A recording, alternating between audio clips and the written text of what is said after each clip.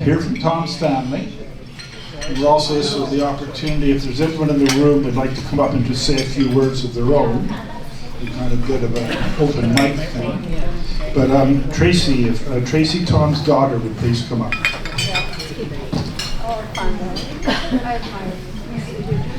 Definitely not that tall.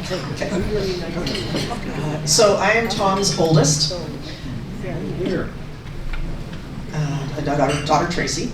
I think everyone here is aware of how much my father enjoyed a social occasion and a celebration. He would have loved today. Live music, lots of friends telling stories, many at his expense. He would have laughed probably louder than all the rest of us at some of these stories, and lots of laughs. All that's missing is a dance floor. Needed a dance floor. His life was greatly shaped by his love of being social, and in the program there's a story written by him that speaks to his life being changed by that one random car ride. I think his life and the path that he's led was different, and I don't think anyone other than Bob in this room would be here if he had not spent his first year of university majoring in frat parties and euchre late night games. Because if he had continued on at University of Toronto, he would not have gone out to Regina. He would not have started his undergrad in biology. He would not have had that random car ride with the Wildlife Service gentleman. He would not have gone to the University of Saskatchewan, where he rented a room for my maternal grandparents. And then I'm coming along. And then, that short-lived love story of my parents would not have dissolved, and he would not have been led on the path to meet Anne, who was his life partner. And an awesome stepmom, I'll just say. That, of course, led to Kate and Daniel, and all the other things that we know of him. So it's really his love of party, although he did learn to balance after that experience at University of Toronto. Sorry, the notes are on that.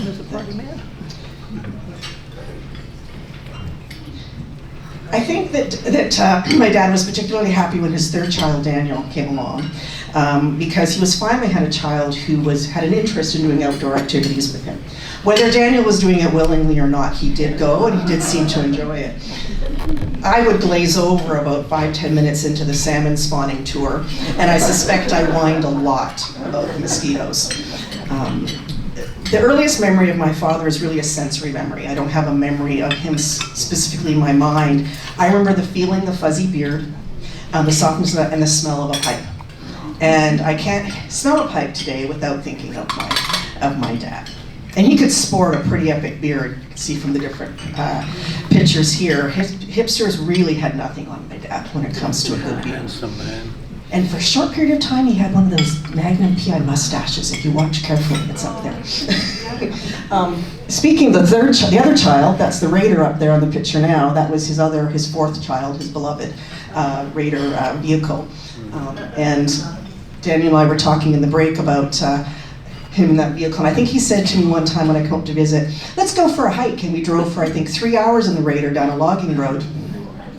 And I kept saying, we'll be there in a second, we'll be there in a second. For I think an hour hike and then a 3-hour drive back in the Raider along that same logging road. When I think of what my dad is likely doing now, I see him happy after a good long hike, relaxing with a glass of wine, reading a book with a cat and or a dog, probably both, on his lap, and listening to the CBC. So we'll miss you, Dad.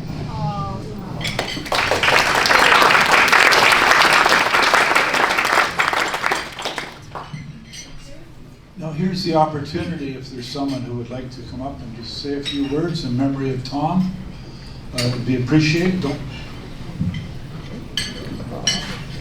like to give a few words of a few good memories that I have of my grandpa Tom. I'm his grandson, Tristan. I remember going over to his place, and back when it was beside Mount Doug, and we'd go on long hikes through Mount Doug. And we never got to, he'd always promised that we'd one day hike to the very top of Mount Doug, but unfortunately that's the one thing that we never able to do, and I wish that we were able to do that. But I always remember my grandpa for wanting to go out and adventure and discovered new things, and I have him to credit for my love of adventure and my love to go out and explore new things.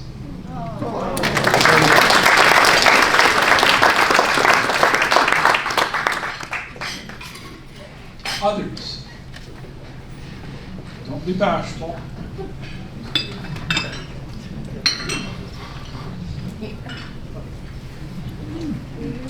Hearing none? Daniel.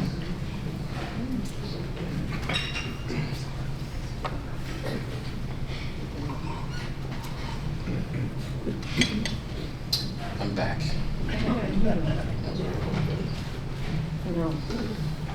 So,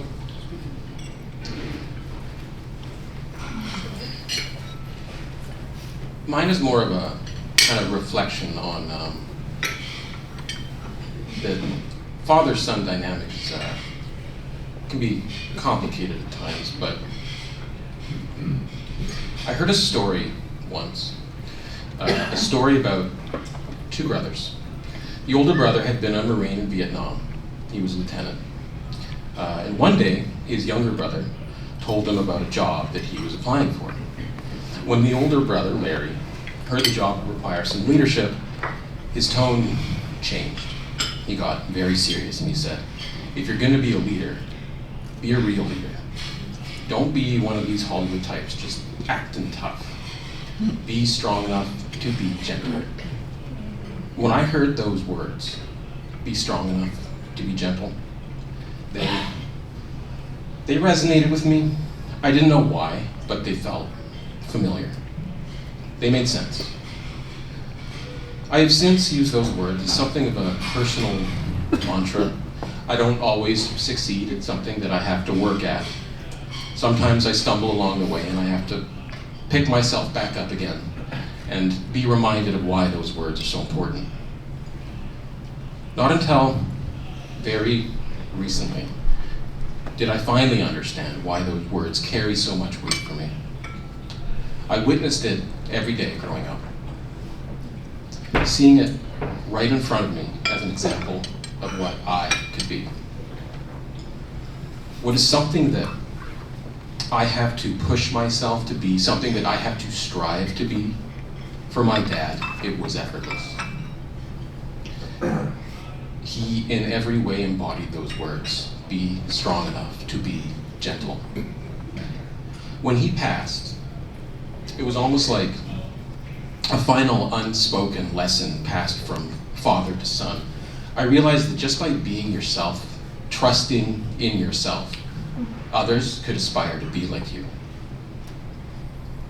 I've also heard it said that nobody is truly gone until they are thought of for the last time. And being here with you all today, I take great comfort that my father will still be around for some time to come. My family thanks you. I thank you.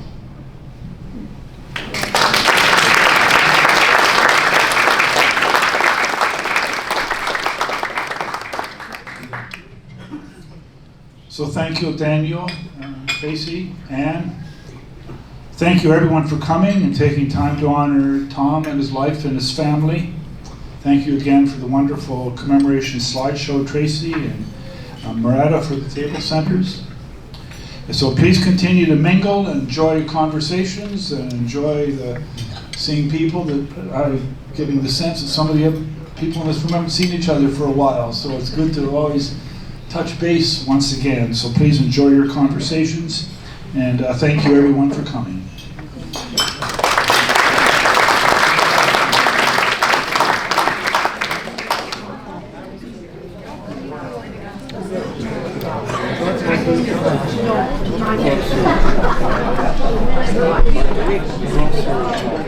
I know.